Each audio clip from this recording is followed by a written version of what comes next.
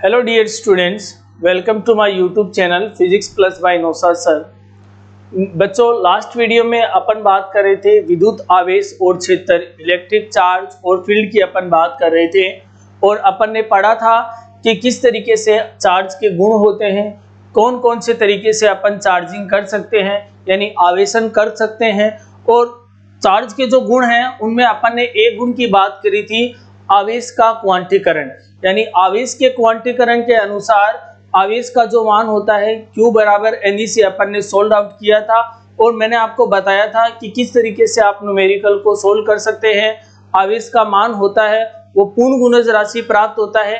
तो बच्चों, इसी कड़ी में आज अपन बात करेंगे आवेश के दूसरे मूलभूत गुण, जिसका नाम है आवेश का संरक्षण। क्या है बच्चों? आवेश का संरक्षण यानी कंजर्वेशन ऑफ चार्ज। आवेश संरक्षण क्या कहता है बच्चों? देखिए, इसके अनुसार आवेश को न तो उत्पन्न किया जा सकता है और न ही नष्ट किया जा सकता है, बल्कि जो किसी भी निकाय होता है उसके अंदर कुल जो आवेश होता है उसका मान नियत बना रहता है। यानी किसी भी विलगित निकाय में कुल आवेश का मान है वो नियत बना रहता है। इसका आधार पर बच्चों एक एग्जांपल पे अगर अपन बात करें, जैसे मान लो सभी नाभिकीय अभिक्रियाएं जो होती है, सभी नाभिकीय अभिक्रियाएं आवेश संरक्षण का पालन करती है। सभी नाभिकीय अभिक्रियाएं जो होती है बच्चों, वो किसका पालन करती है? आवेश संरक्षण का।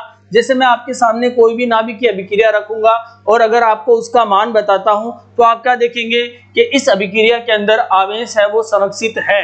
देखिए बच्चों, अगर मैं बात करूं 92 यूरेनियम 238 की, अगर अपन इसकी अभिक्रिया करवाएं तो देखिए अभिक्रिया के फलस्वरूप आपको मिलेगा 90 थोरियम 234 प्लस 2He4।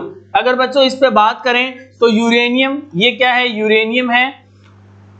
यूरेनियम के जब आप क्या करेंगे, विखंडन करेंगे तो बच्चों आपको मिलेगा थोरियम, और थोरियम के साथ आपको क्या मिलेगा बच्चों?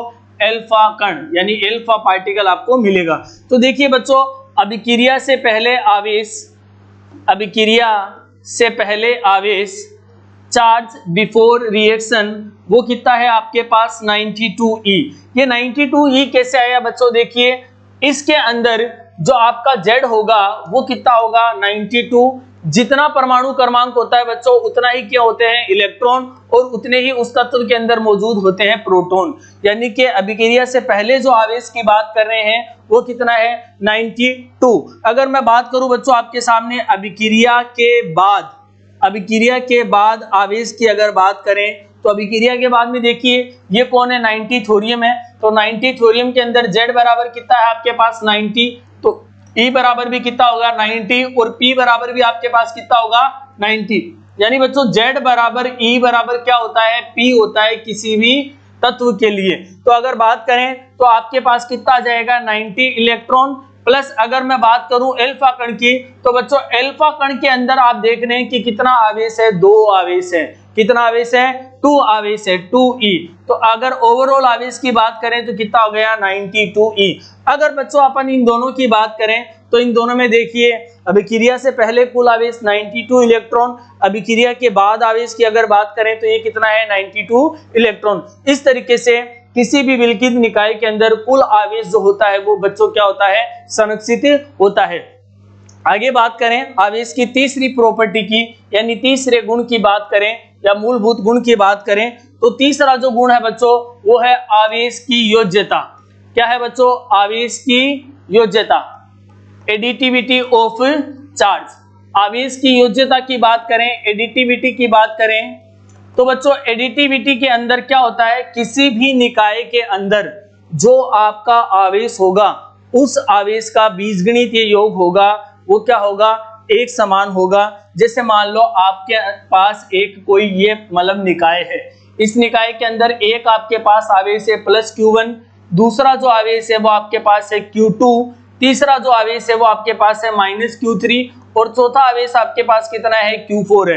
तो बच्चों अगर अपन कुल आवेश की बात करेंगे तो Q बराबर आपके पास आएगा Q1 minus Q2 minus Q3 plus का Q4, यानी आवेश की योज्यता के अनुसार आपका जो कुल आवेश होगा वो क्या रहेगा, एक समान रहेगा, नियत रहेगा, या कहें बीजगणितीय योग कितना होता है, शून्य होता है। तो बच्चों ध्यान देने की बात है, अपन ने बात कर ली है आवेश का क्वांटीकरण की, आवेश संरक्षण की, और अपन ने तीसरी बात क्या की है, आवेश की योज्यता, एडिटिविटी ऑफ चार्ज की अपन ने बात कर ली है। ये आवेशों के मूलभूत गुण थे बच्चों। इसके अलावा एक आवेश का मूलभूत गुण और होता है आवेश की निश्चरता, इनवेरियंस ऑफ चार्ज जिसे कहा जाता है। ये आपके कोर्स में नहीं है बच्चों।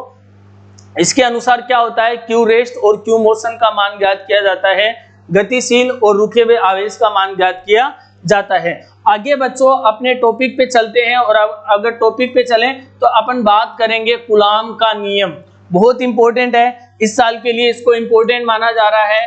कूलाम का नियम या कूलाम लॉ जिसके कहा जाता है, कूलाम का नियम, कूलाम्स लॉ बच्चों इसको कहा जाता है, कूलाम्स लॉ।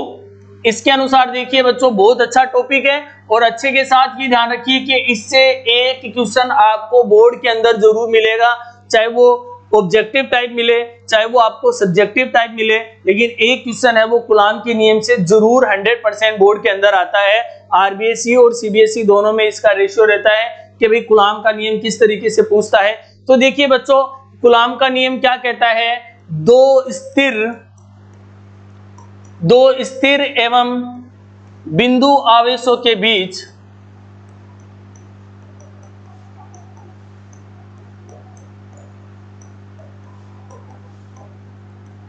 लगने वाले आकर्षण या प्रतिकर्षण, अट्रैक्शन और रिपल्सन दोनों होगा। दो स्थिर एवं बिंदु आवेशों के बीच लगने वाले आकर्षण या प्रतिकर्षण बल का मान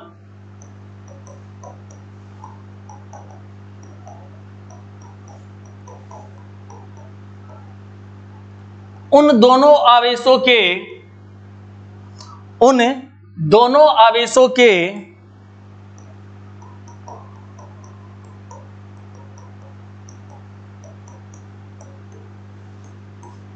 दोनों आवेशों के परिमाणों के, ध्यान दे बच्चों मैं इसको अलग आपको हाईलाइट कर दूंगा, परिमाणों के गुणनफल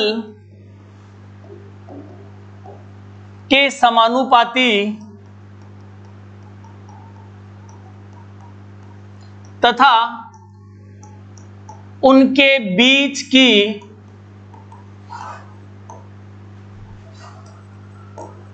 दूरी के वर्ग के व्युत्क्रमानुपाती, उनके बीच की दूरी के वर्ग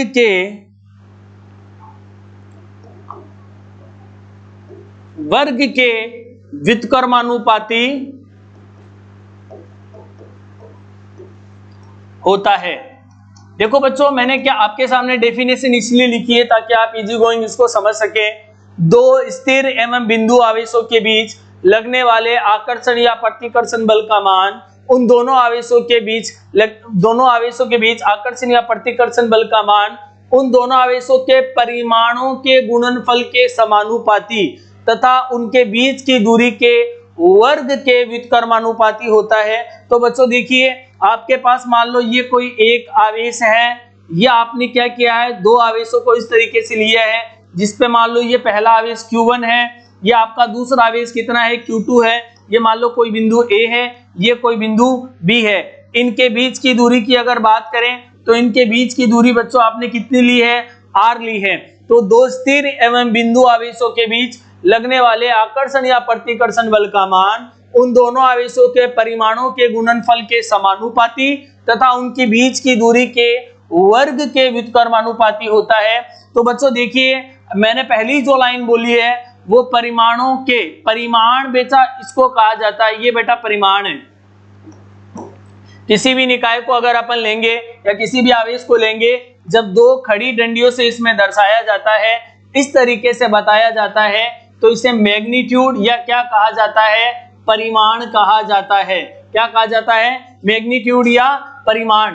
तो दो स्थिर एवं बिंदु आवेशों के बीच लगने वाले आकर्षण या प्रतिकर्षण बल का मान उन दोनों आवेशों के परिमाणों के गुणनफल के समानुपाती। ये जो चिन्ह आपके सामने लिखा है ये समानुपाती चिन्ह है, कांस्टेंट, ठीक है ना, इसको क्या बोलेंगे, कांस्टेंट, प्रोपोर्शनली कांस्टेंट, तथा उनकी बीच की दूरी के वर्ग के व्युत्क्रमानुपाती। ये बीच की दूरी के वर्ग के व्युत्क्रमानुपाती, यानी जो डिस्टेंस होगी उसका क्या होगा, स्क्वायर होगा, और वो क्या होगी, इनवर्स प्रोपोर्शनल होगी। ये चीज जो मैंने लिखी है इसको क्या कहेंगे बच्चों, इनवर्स प्रोपोर्शनल या इनवर्स प्रोपोर्शनल, इसको अपन क्या कहेंगे। तो देखिए दो स्थिर बिंदु आवेशों के बीच देखिए परिमाणों के गुणनफल के समानुपाती, आवेशों के परिमाणों के गुणनफल के समानुपाती तथा बीच की दूरी के वर्ग के व्युत्क्रमानुपाती। ये मान लो आपके पास समीकरण कितनी आ गई, 1 और 2। समीकरण 1 व 2 को जब आप सोल्व करेंगे तो समीकरण 1 व 2 से आप इसको क्या लिखेंगे, F proportional to Q1 Q2 upon R का स्क्वायर। क्या लिख दिया बच्चों मैंने, F समानुपाती Q1 Q2 अपॉन R का स्क्वायर। जब आप समानुपाती का चिन्ह हटाएंगे, इस सिंबल को हटाएंगे, तो आपके पास यहाँ एक नियतांक आ जाएगा जिसको कहा जाता है के Q1 Q2 अपॉन में आप क्या ले लेंगे बच्चों, R का स्क्वायर। क्या ले लेंगे, R का स्क्वायर, जहां K आपके पास क्या है, जहां K बराबर समानुपाती स्थिरांक है, प्रोपोर्शनल कांस्टेंट इसको कहेंगे। इसका मान बच्चों फिक्स होता है, क्या कहेंगे, F बराबर K Q1 Q2 upon R square, इसको अपन लोग कहेंगे। इस K को अपन लोग क्या कहेंगे, स्थिर विद्युत बल नियतांक, जहां K बराबर स्थिर विद्युत बल नियतांक, इसको बच्चों कहेंगे स्थिर विद्युत बल नियतांक। इलेक्ट्रोस्टैटिक फोर्स कांस्टेंट इसको कहेंगे, इलेक्ट्रोस्टैटिक फोर्स कांस्टेंट इसको कहेंगे।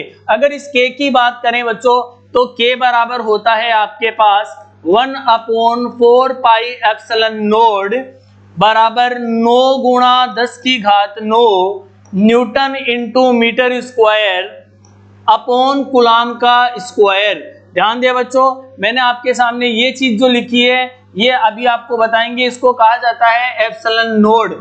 क्या कहेंगे, निर्वात की विद्युतशीलता। क्या कहेंगे, निर्वात की विद्युतशीलता। लेकिन अगर मैं आपके सामने अगर अपन बात करें किसकी, अपन बात करें K के मान की, तो आपके पास K का जो मान होगा बच्चों वो कितना आएगा, 1/4 पाई एप्सिलॉन नॉट, इसको क्या कहेंगे, एप्सिलॉन नॉट। और इस K को अपन लोग क्या कह रहे हैं, स्थिर विद्युत बल नियतांक, इलेक्ट्रोस्टैटिक फोर्स कांस्टेंट, इसको अपन लोग कहेंगे। तो बच्चों ध्यान दे, ये जो अगर अपन K के मात्रक की बात करें, मात्रक की अगर K के मात्रक की बात करें तो K का मात्रक होता है newton into metre square upon coulomb का स्क्वायर। बहुत बार बच्चों एग्जाम में इसको पूछा गया है, एग्जाम में कुछ इस तरीके से लिखा आता है newton into metre square, C का स्क्वायर ऊपर ले जाएंगे तो बच्चों हो जाएगा C⁻²। ये क्या आ गया, K का मात्रक। किसका मात्रक है, ये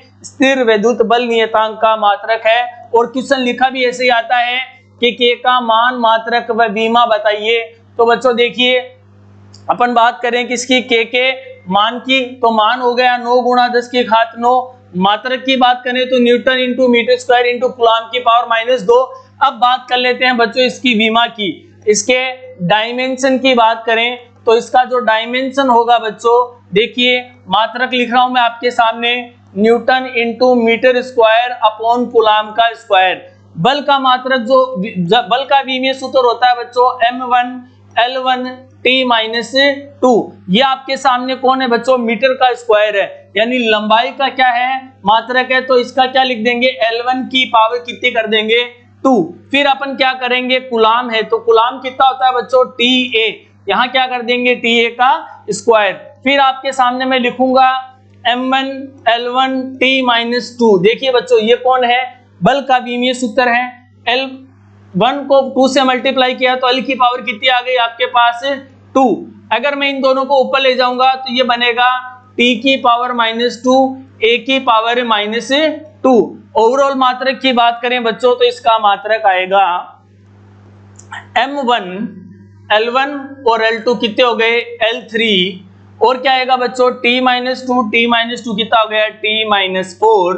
और बच्चों अगर बात करें किसकी a की तो a-2। बहुत ज्यादा इंपॉर्टेंट है, ध्यान रखना, बहुत ज्यादा इंपॉर्टेंट है ये। इसकी विमीय सूत्र या इसका डायमेंशन किसका, इलेक्ट्रोस्टैटिक फोर्स कांस्टेंट का जो विमीय सूत्र है वो बहुत ज्यादा इंपॉर्टेंट है बच्चों, बहुत बार एग्जाम में पूछा गया है। तो आपके सामने अगर मैं बात करूं किसकी, अगर मैं बात कर रहा हूं k के मान की, तो मान होता है 9 गुणा 10 की घात 9। मात्रक की बात करें तो newton into metre square upon coulomb का स्क्वायर। और अगर विमा की बात करें तो विमा होगी m1 L3 t-4 a-2। अगर बच्चों अगर बात करें किसकी k के विभिन्न मानों की, तो अलग अलग चीजों के लिए k का मान अलग अलग होता है। जैसे अगर k के मान की बात करें तो k निर्वात के लिए यानी वैक्यूम के लिए k का मान कितना होगा, वैक्यूम के लिए k बराबर कितना होता है, k इक्वल टू होता है 1। कितना होता है बच्चों 1। ध्यान दे, अगर k किसकी बात करें हवा की यानी एयर की बात करें, हवा या एयर जिसे आप लोग बोलते हैं, तो इसका k एयर कितना हो जाता है बच्चों 1.005। नियर अबाउट इसको कितना लिख देंगे बच्चों 1। अगर k में किसकी बात करूं वाटर की, तो यानी पानी के लिए या जल के लिए k वाटर कितना हो जाता है बच्चों 80। कितना होगा 80। और बच्चों सबसे इंपॉर्टेंट बहुत बार पूछा गया है k मेटल यानी धातुओं की बात करें तो धातुओं के लिए जो k का मान होगा डाइलेक्ट्रिक कांस्टेंट होगा। k मेटल की अगर बात करें तो वो कितना हो जाता है बच्चों इंफिनिटी। कितना हो जाएगा इंफिनिटी। इस तरीके से मैंने आपको बताया है k का मान, मात्रक, विमीय सूत्र और k का विभिन्न वस्तुओं के लिए या विभिन्न चीजों के लिए, जैसे निर्वात के लिए 1 है, हवा के लिए क्या है 1 है, नियर अबाउट 1 मानेंगे, और जल के लिए कितना मानेंगे 80, और धातुओं के लिए कितना होता है अनंत होता है बच्चों। तो ये बहुत ज्यादा इंपॉर्टेंट बात रखनी, याद रखनी है आपको कि k का मान धातुओं के लिए कितना होता है अनंत होता है, और k का मान हवा के लिए कितना मानते हैं अपन 1। जब अपना पराविद्युत पदार्थ अपन पढ़ेंगे उस टाइम पे भी मैं आपको बताऊंगा कि k का मान किस तरीके से आपको लेना है। आगे बच्चों देखो, मैंने आपके सामने एक वर्ड लिखा था, कि एप्सिलॉन नोड। क्या लिखा था एप्सिलॉन नोड, हवा या निर्वात की विद्युतशीलता, हवा या निर्वात की क्या कर रहे हैं विद्युतशीलता, क्या करेंगे परमिटिविटी, इसको कहा जाता है बच्चों permittivity of free space, permittivity of free space, इसकी अपन बात करेंगे बच्चों। तो देखिए अगर अपन बात करें एप्सिलॉन नोड की, तो आपने लिखा था k बराबर 1/4 पाई एप्सिलॉन नोड, और बच्चों आपने क्या लिख दिया है एप्सिलॉन नोड बराबर 1/4 पाई k। क्या लिख दिया है एप्सिलॉन नोड बराबर 1/4 पाई k। अगर बच्चों बात करें 1/4 मल्टीप्लाई में पाई का मान कितना होता है बच्चों 3.14 या 22/7। k के मान की अगर बच्चों अपन बात करें तो k का मान हो जाएगा 9 गुणा 10 की घात 9। देखिए ये भाग में डिवाइड में है तो मैं इसको डिवाइड में लिख रहा हूं, 9 गुणा 10 की घात 9 newton into metre square upon coulomb का स्क्वायर। जब बच्चों आप इसे सोल्व करेंगे तो आपका मान आएगा 8.85 गुणा 10 की घात -12 coulomb square upon newton into metre square. ध्यान दे बच्चों, k का जो मात्रक था वो क्या होता है newton into metre square upon coulomb square, लेकिन एप्सिलॉन नोड का जो मात्रक होगा वो कितना होगा coulomb square upon newton into metre का स्क्वायर। ध्यान दे बच्चों, coulomb square upon newton into metre square मैंने आपके सामने लिखा है। अगर बच्चों में इसके मात्रक की बात करूं, तो मात्रक हो जाएगा coulomb square upon newton into metre square. और अगर विमा की बात करें, देखो विमा निकालने का तरीका वही है, आप k का विमा और एप्सिलॉन नोड का विमा जब दोनों विमाओं को देखेंगे तो आपको एक डिफरेंस पता चलेगा। आपको डिफरेंस क्या पता चलेगा बच्चों, देखिए अगर इसका विमा है coulomb square upon newton into metre square से कूलाम का विमा कितना हो जाता है बच्चों T a का पावर 2 अपॉन ये बल का विमा, तो बल का विमा m1 L1 T-2 और मीटर स्क्वायर का विमा कितना हो गया L2। बच्चों आप क्या करेंगे, सभी चीजों को ऊपर ले जाएंगे तो T का स्क्वायर A का स्क्वायर, ये तो आ गया आपका आवेश। फिर आपने क्या किया, m की पावर 1 को ऊपर ले गए तो कितना बना m-1, l की पावर 1 को ले गए तो l-1, T-2 को जब ऊपर ले जाएंगे तो T2, फिर आगे L2 को ऊपर ले गए तो L-2।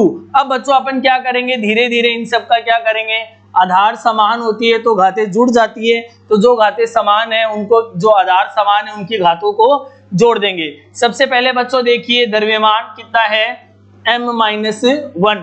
अगर बच्चों लंबाई की बात करें तो l-1 l-2 कितना हो गया l-3। फिर बच्चों अगर बात करें t का तो t की पावर 2, t की पावर 2 कितना हो गया t की पावर 4। अगर बच्चों अपन बात करें a का तो a की पावर कितनी आ गई 2। बच्चों आपने नोटिस किया गया एप्सिलॉन नोड की विमा और k की विमा एकदम डिफरेंट है। देखिए किस तरीके से, मैं आपको k की विमा दिखाता हूं। देखिए आपने k का विमा देखा होगा, ये देखिए k की विमा कितनी है आपके पास m1 L3 T-4 A-2। और अगर मैं बात करूं किसकी, एप्सिलॉन नोड की, तो m-1 L-3 T4 A2, ये किसकी विमा आती है आपके पास एप्सिलॉन नोड की। हवा या निर्वात की विद्युतशीलता का क्या आता है बच्चों, आपके पास क्या आती है, विमा आती है। तो इस तरीके से अपन क्या करते हैं, विमाओं का क्या करते हैं, अध्ययन भी करते हैं, क्योंकि एक क्वेश्चन आपसे विमा का भी पूछा जाता है। यह पूछा जाता है कि किस तरीके से इनका मान होता है। एक क्वेश्चन के साथ एक क्वेश्चन करवाऊं, नेक्स्ट टॉपिक में अपन एक क्वेश्चन की बात करेंगे, इसके किस तरीके से क्वेश्चन आते हैं। वीडियो को लाइक शेयर और सब्सक्राइब जरूर करें नेक्स्ट वीडियो के लिए। Thank you.